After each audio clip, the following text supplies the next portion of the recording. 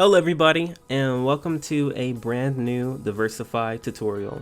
Today I'm going to be talking about gas on the Ethereum network and how do you pay for it. So I think the best way to think about gas is sort of how it's implied in the word.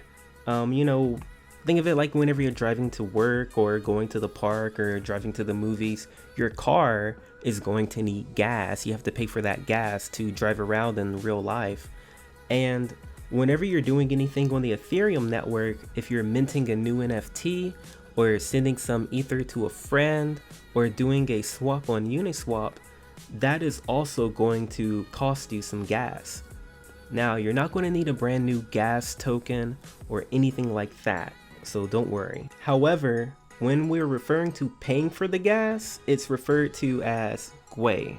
The gas is used to ensure that the Ethereum transactions execute properly, or make sure that the smart contracts are going to be executed properly on the Ethereum network.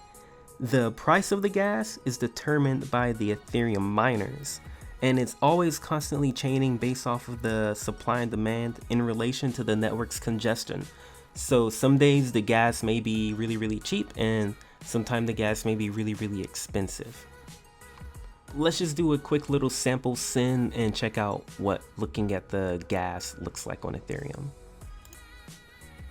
So I'm just going to send all of my Ethereum over to my second account here. We're going to click on our advanced options for our transaction fee.